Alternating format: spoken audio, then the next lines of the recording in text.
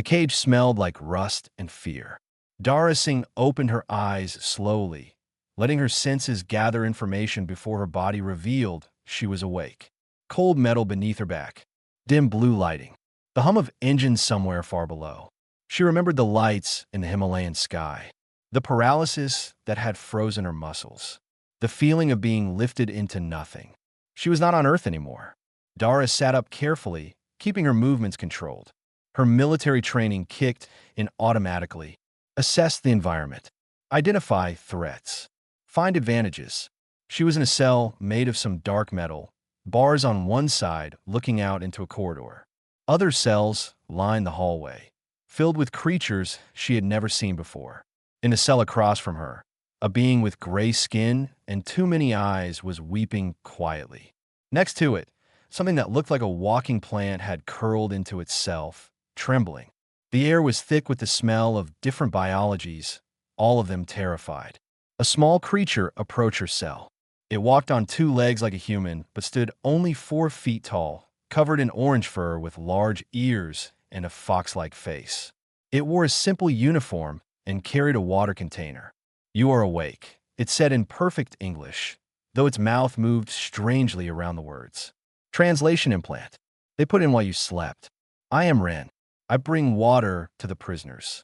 Dara took the container. "Where am I?" Ren looked around nervously. "The transport ship. We travel to the Obsidian Colosseum." "Which is what?" The small creature's ears flattened against its head. "A death arena. The wealthy ones pay to watch primitive species die. It is entertainment for them." Ren paused, studying Dara with curious eyes. "You are human, from the planet called Earth. They have never captured a human before. You are very valuable." Dara processed this information without letting her expression change. "What happens at this arena?" "They release prisoners into different environments. Predators hunt you.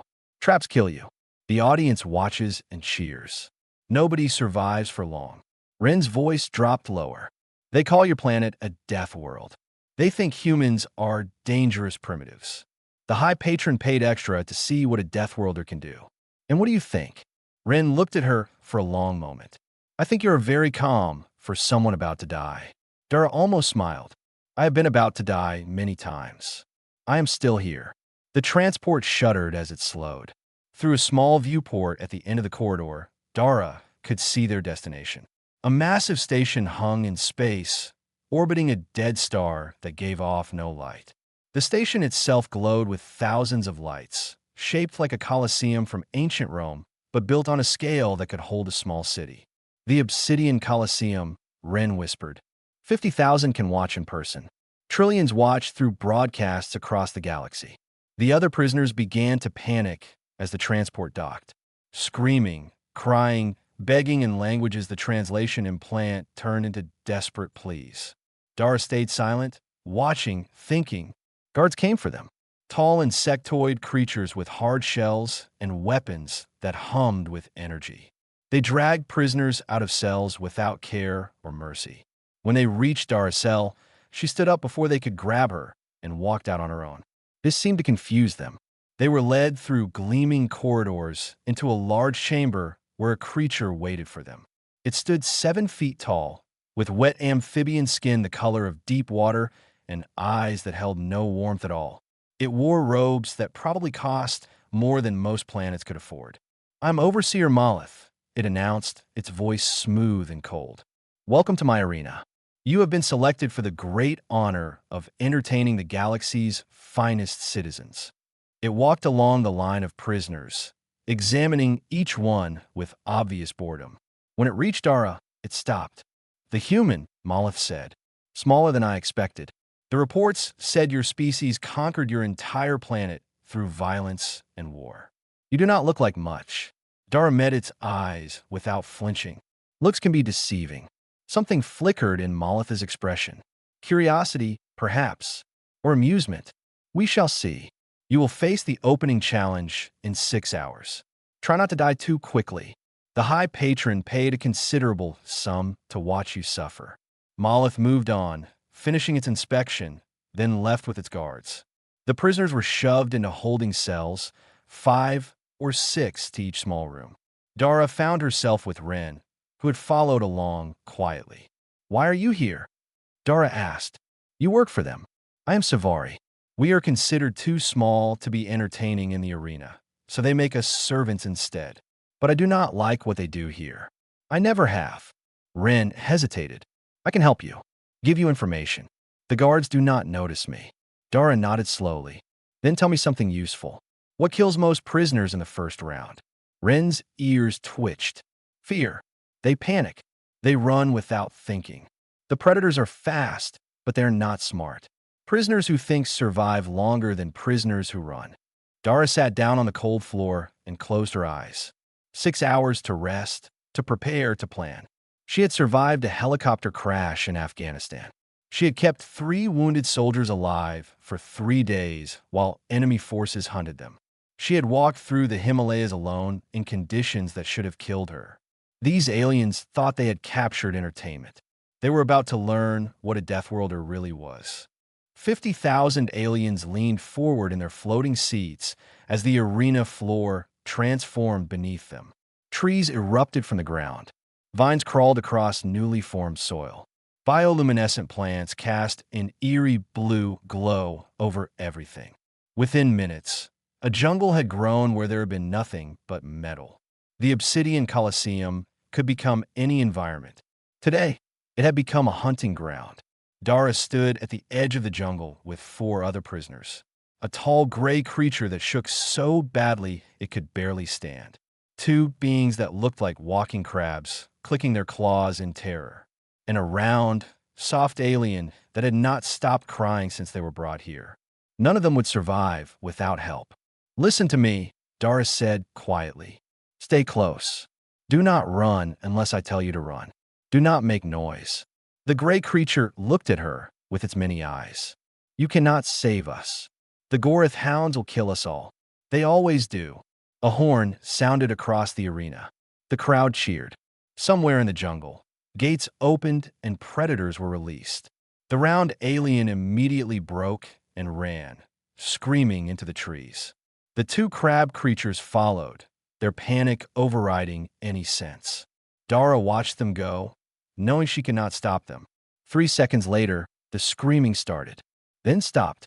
The gray creature collapsed to its knees. "We are dead. We are dead." Dara grabbed it by what she hoped was an arm and pulled. "Not yet. Move." She had studied the arena during the hours before the challenge began. Ren had told her about the Gorith hounds. 6 legs, built for speed. They tracked heat and movement. They were pack hunters, not smart but efficient. Dara found what she was looking for. A pool of mud near a stream of cold water flowing through the arena. She pushed the gray creature down and began covering them both in the thick, cold substance. "What are you doing?" "Hiding our heat. Now be quiet." She grabbed handfuls of the bioluminescent moss growing nearby and smeared it over the mud. The smell was strong, chemical, completely unlike anything organic. It might mask their scent. It might not, but it was better than nothing. They waited. The crowd grew restless above them. This was not what they had paid to see. They wanted running. They wanted screaming. They wanted blood. A Gorith hound entered the clearing. It was massive. 6 muscular legs, a body built entirely for killing, and a mouth full of teeth that could tear through metal. It sniffed the air, confused. Its prey should be here. It could sense something nearby, but the signals were wrong. The gray creature began to whimper. Dara placed her hand over its mouth, her eyes never leaving the predator. The hound moved closer, closer. Its nose was inches from Dara's face. She did not breathe. She did not blink. She waited. The hound turned away, distracted by a sound from elsewhere in the jungle. It bounded off to investigate. Dara let out a slow breath. "We need to move." Quietly, they crept through the jungle, staying low, using the cold water streams whenever possible. Dara collected things as they went. A sharp rock, a bone from some previous victim, a vine that was strong enough to use as rope. The gray creature watched her with growing confusion. "What are you doing?" "Preparing." "For what?" Dara did not answer. She had found what she needed. A narrow passage between 2 rock formations. Only one way in, one way out. A perfect ambush point. She positioned the gray creature behind her. Stay there. Do not move no matter what happens. The sound of hunting calls echoed through the jungle. The hounds had finished with whatever they had found. Now, they were searching again, and this time, they were coming straight for them. Dara stood at the entrance to the narrow passage, bone knife in one hand, rock in the other. The crowd above had gone quiet. This was new. This was interesting. The first Goroth hound burst through the trees and charged directly at her. Dara did not run. She waited until the last possible second, then stepped sideways and drove the sharpened bone into the creature's eye as it passed. The hound screamed and thrashed. Dara held on, using its own momentum to climb onto its back. She stabbed again, finding the throat this time. The creature collapsed. Silence fell over the entire arena. 50,000 aliens stared in disbelief. No prisoner had ever killed a Goroth hound with their bare hands. It was supposed to be impossible. A second hound appeared at the edge of the clearing, saw its dead packmate, and hesitated. It looked at the small human covered in mud and blood, standing over its kill. Then it retreated. The horn sounded again. The round was over. Dara helped the gray creature to its feet. It stared at her like she was something it had never seen before. How? How did you do that? It was just an animal, Dara said simply. I have hunted animals before. Above them, in the finest viewing box in the entire Colosseum, High Patron Vasic rose from his seat. He was reptilian, covered in golden scales, dressed in clothing worth more than entire star systems. He had paid a fortune to watch a human die. Instead, he had watched a human hunt. Double the bounty for the next round, he announced, his voice carrying across the arena. I want to see what she does when the challenge is real. Overseer Moleth stood nearby, watching the human being led back to holding. For the first time in centuries of running this arena, something cold moved in his chest. It might have been concern. Word spread through the holding cells like fire through dry grass. The human had killed a Goroth hound. Not with a weapon, not with technology, with a bone and a rock in her own two hands. By the time Dara was returned to the cells, every prisoner in the facility knew her name. Tibbs, the gray creature with many eyes, would not leave her side. He followed her like a shadow, telling anyone who would listen what he had seen. His voice had changed. The terror was still there, but something else had joined it. Something that might have been hope. Dara sat in the corner of the holding area, conserving energy. 300 prisoners were kept here between rounds. Most would be dead within days. That was how the arena worked. Fresh prisoners came in. Corpses went out. Entertainment continued. But now they were watching her. They say you are from a death world, a prisoner said, approaching carefully. It had 4 arms and skin like tree bark. They say your planet kills more of your own species than most wars. Dara looked up. Earth is difficult. We learn to adapt. Can you teach us? That question hung in the air. Dara looked around the holding area. Hundreds of beings from dozens of species, all waiting to die. Most had already given up. They sat in corners, staring at nothing, waiting for the end. But some were watching her with different eyes. Desperate eyes. Hungry eyes. I can try, she said. For the next several hours, Dara taught. She showed them breathing techniques to control panic. She demonstrated how to fall without getting hurt. She explained the basics of using environment as advantage. Cover, concealment, choke points, ambush positions. Most did not understand. Their species had never needed to fight. They came from peaceful worlds where the greatest danger was bad weather. Violence was alien to them in ways that made the word ironic. But some learned. A few picked up the concepts quickly. And Tibbs, despite his fear, remembered everything. Ren appeared later that night, slipping through security with practiced ease. The little fox-like being carried a data tablet showing the next challenge. Aquatic environment, Ren said quietly. Underwater caverns filled with shock eels. They generate electrical pulses that stun prey, then consume them slowly. Dara studied the information. How much electricity? Enough to stop a heart instantly for most species. They do not know what it will do to humans. Neither do I. Dara thought for a moment. Water conducts electricity. The eels probably use short bursts at close range. If we can stay spread out and avoid clustering together, the charge will disperse before it can kill. Ren's ears flattened. You speak as if you plan to survive. I always plan to survive. The next morning, 10 prisoners were selected for the aquatic challenge.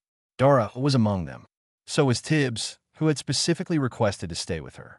The arena had never received such a request before. They allowed it, curious what would happen. The arena floor flooded.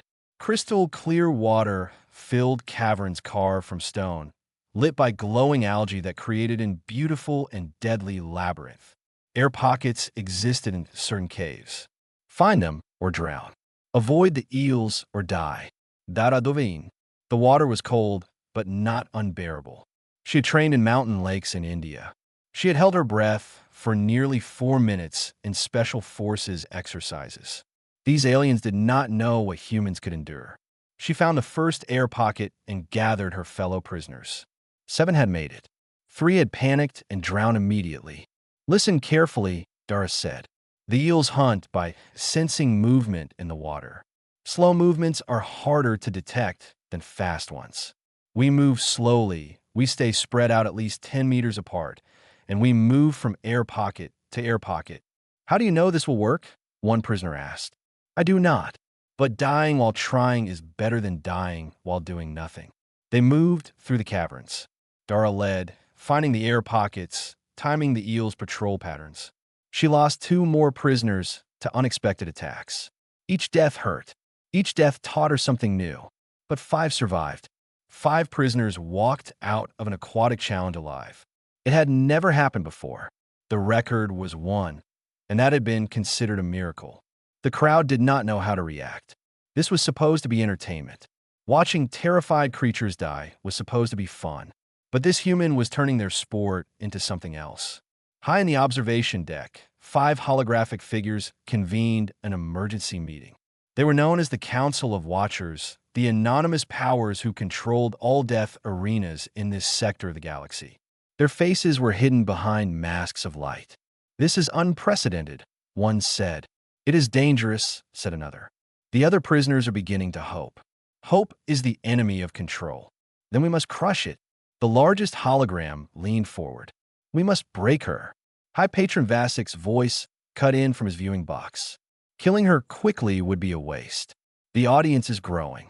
Viewership has tripled since she arrived. Let me propose something more interesting. We are listening. Vasik smiled, showing rows of sharp reptilian teeth. Stop trying to kill her body. Start trying to destroy her spirit. Make her choose between her own survival and the survival of others. The council considered this. Approve, they said in unison. In the holding cells, Dara dried herself with a rough cloth, surrounded by survivors who looked at her like she had performed magic. She did not feel magical. She felt tired and cold and very far from home. But she was alive, and tomorrow she would fight again. Snow fell like knives from a gray sky that had no sun. Dara stood alone on a frozen wasteland that stretched in every direction without end. No trees, no rocks, no cover of any kind. Just endless white and a cold so deep it burned. This challenge had been designed specifically for her. Overseer Malith had announced it personally. The human would face the Frost Wraith, an ancient predator that had killed thousands over centuries. The temperature had been set to levels that should kill a human within 2 hours. No other prisoners. No help. Just Dara against the cold and the monster that hunted within it. The arena had never been configured this way before. It was personal now. Dara started moving immediately. Standing still meant death. Her breath came out in clouds that froze almost instantly. Ice formed on her eyelashes. The cold attacked every exposed piece of skin like tiny needles. She had trained for this. The Himalayas could drop to minus 40 degrees at high altitude. She had spent nights in snow caves with nothing but body heat and determination. This was worse, but not impossible. She needed insulation. She needed shelter. She needed to stop the wind. The arena floor was not completely empty. Previous victims had died here over the years. Their bodies had been left where they fell, frozen solid, preserved by the cold like grotesque statues. Dara found the first one within 10 minutes of walking. She whispered an apology and got to work. The frozen corpses provided material, clothing that could be layered, bodies that could be stacked to create windbreaks. It was brutal work, and her hands went numb quickly, but it kept her alive. The Frost Wraith found her 2 hours into the challenge. It moved across the snow like smoke, barely visible against the white landscape. It was tall and thin, with limbs that bent in wrong directions and a face that was mostly mouth. It had survived for centuries by being patient, by playing with its food, by enjoying the fear of its victims. It expected Dara to run. She did not run. Instead, she crouched behind her makeshift shelter and watched it. She studied how it moved, how it hunted, what drew its attention. The creature was cold-blooded, she realized. It sought warmth. It could sense body heat from great distances. The wraith circled her position, confused. Its prey was not behaving correctly. Where was the panic? Where was the screaming? This small creature huddled in its shelter of corpses and watched with eyes that held no fear. Dara began to plan. She needed bait, something warm to draw the creature in. She had only one source of warmth available. Using a sharp piece of ice, she cut her own palm. Blood flowed, steaming in the frozen air. The wraith's head snapped toward her immediately, drawn by the heat. Dara smeared the blood on a frozen body several meters from her position, then retreated to her shelter. The creature approached the bloody corpse slowly, suspicious but unable to resist. It bent down to investigate, its attention completely focused on the false target. Dara attacked. She had been making weapons while she waited. Ice could be sharpened. Frozen limbs could become clubs. She burst from cover and drove a spike of ice into the creature's side before it could react. The wraith screamed. The sound was terrible, a shriek that seemed to freeze the air itself. It spun toward her, claws extended, mouth opening to reveal rows of crystalline teeth. Dara did not retreat. She pressed forward, stabbing again and again, taking wounds that would have killed most creatures. A claw raked across her face. Another caught her side. She felt ribs crack. Blood poured from a dozen cuts, freezing almost immediately on her skin. But she did not stop. The wraith had never encountered prey like this. It had always been the hunter, never the hunted.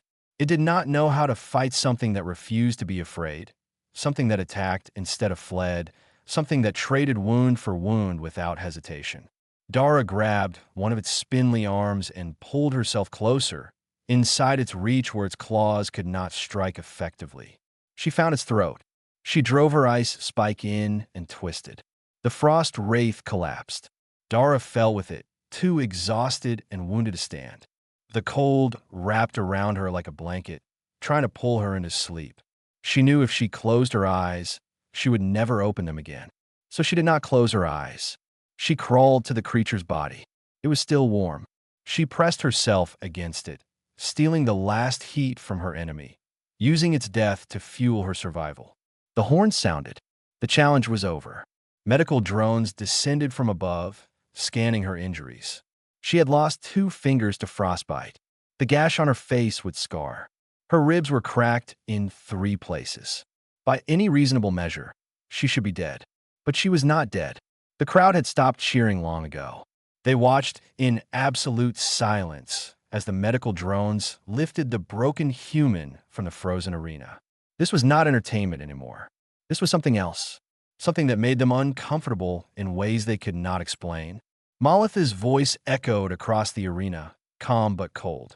Impressive, but you cannot protect them all. The walls of the arena opened. Through the gaps, Dara could see the holding cells. Every surviving prisoner from the previous rounds stood there, surrounded by predators of every kind. Save them, Moloth continued, or save yourself. The choice is yours. Dara lifted her head, barely conscious, bleeding from wounds that should have killed her. Both, she whispered. I choose both.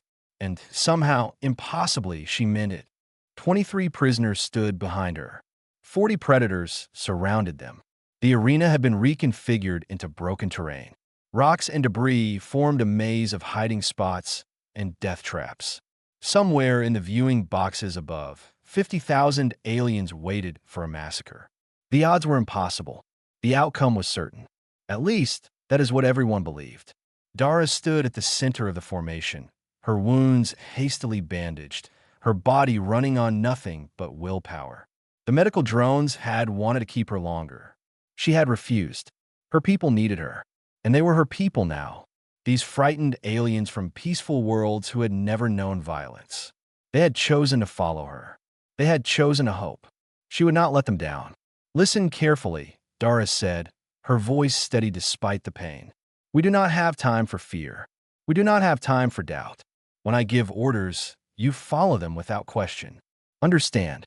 23 voices responded, some strong, some trembling, all committed.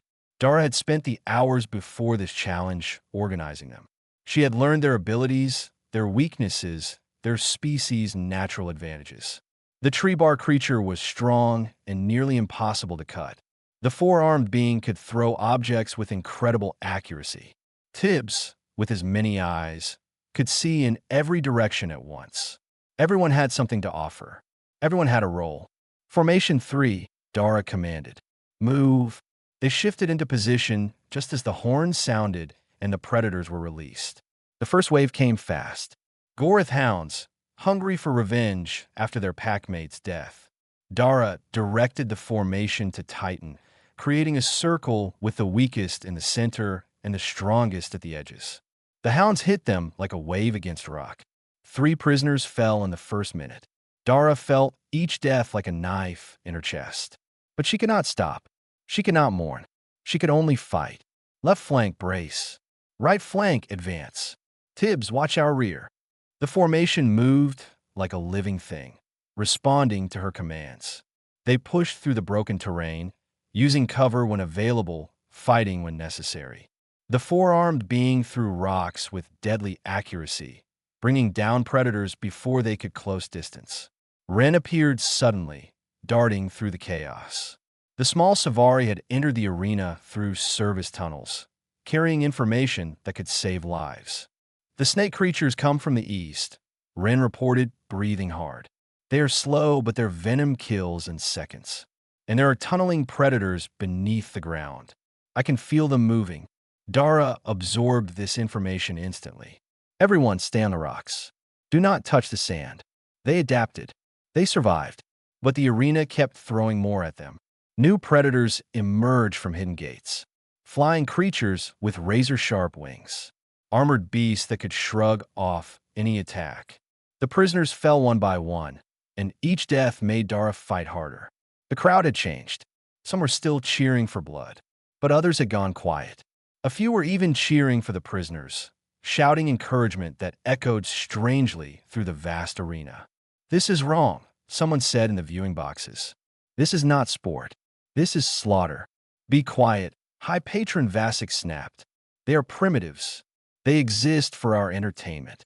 But even Vasek could not deny what he was seeing. The human was not just surviving. She was leading.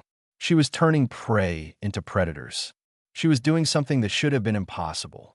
The final assault came with everything the arena had left. 20 predators charging at once from every direction.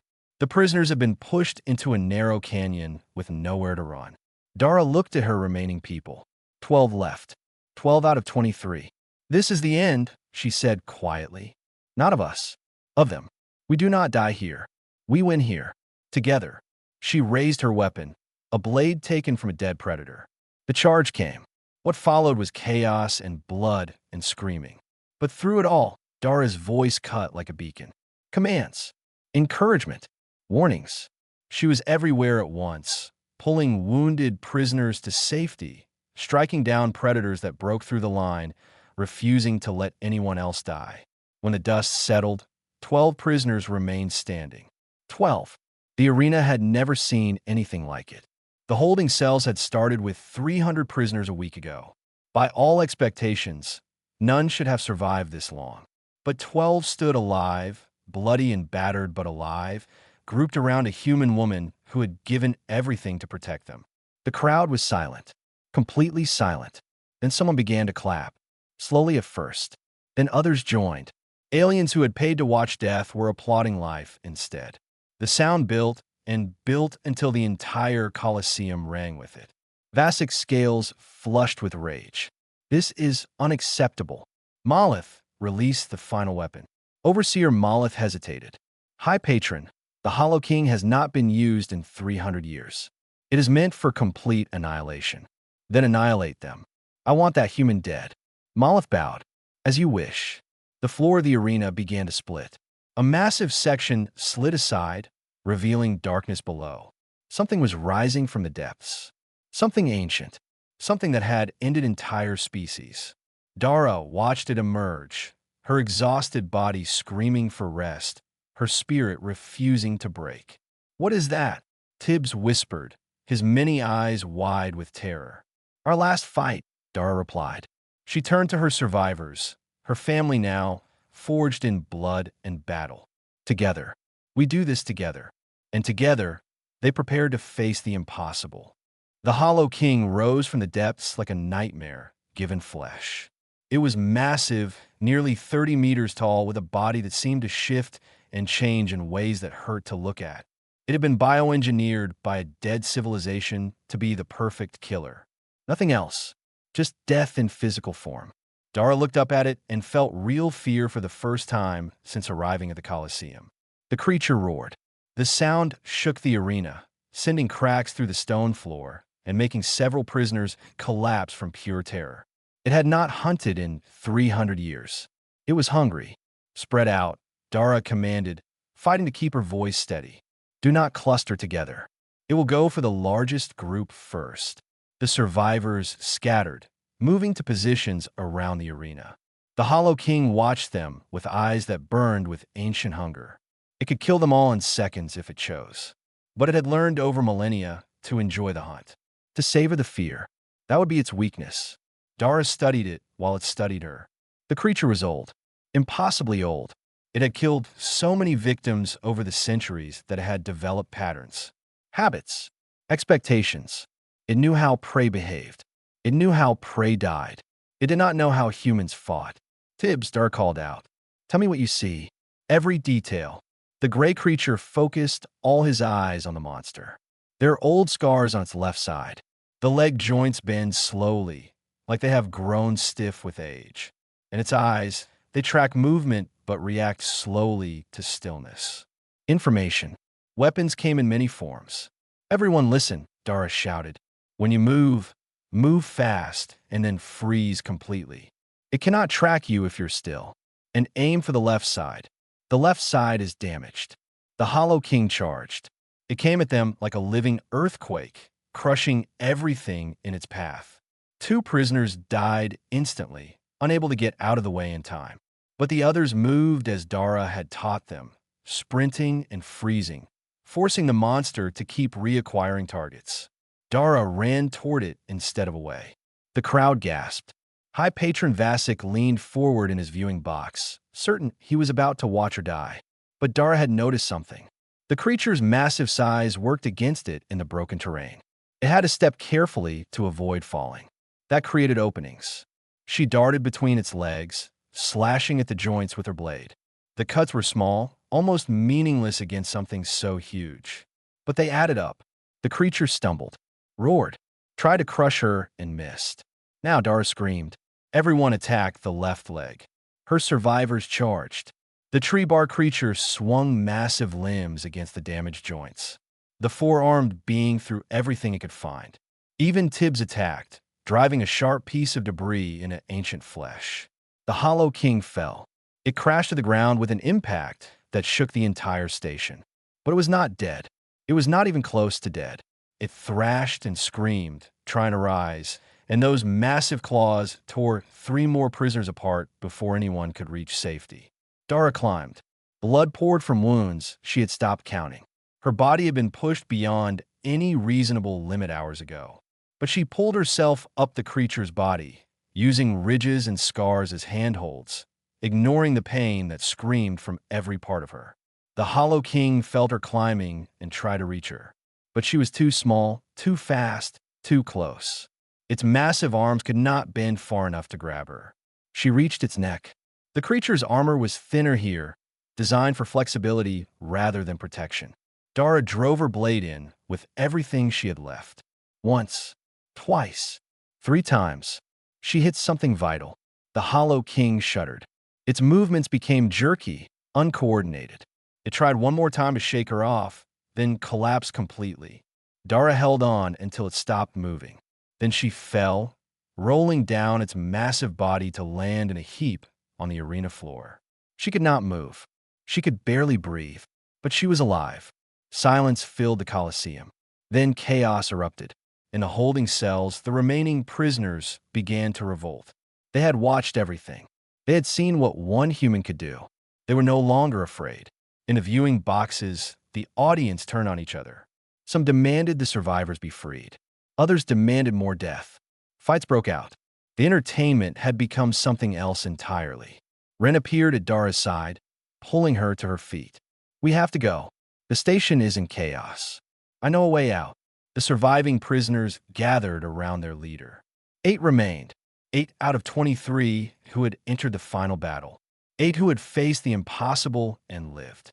High Patron Vasic descended from his viewing box, furious beyond reason. He would kill the human himself, if necessary. He raised a weapon and aimed. Tibbs stepped in front of Dara and took the shot meant for her. He fell without a sound. The other prisoners swarmed Vasic. In seconds, the High Patron who had paid to watch them die was dead instead, torn apart by those he had considered entertainment. There was no time to mourn. They ran. Through service tunnels and maintenance corridors, Ren led them to a hangar bay. Ships sat waiting, unguarded as the station's security dealt with riots throughout the facility. They took the fastest one and launched into the darkness between stars. Behind them, the Obsidian Colosseum burned. Dara stood at the helm of the stolen ship, barely able to stand, held up by the survivors who had become her family. Through the viewport, she watched the arena station grow smaller. Somewhere, the broadcast was still running. Trillions across the galaxy had watched her fight, had watched her lead, had watched her win. The galaxy had paid to see a human die. Instead, they had witnessed what humanity could truly become. Not entertainment, not prey, something that protected the weak, something that refused to surrender, something that the stars had never seen before. And they were coming.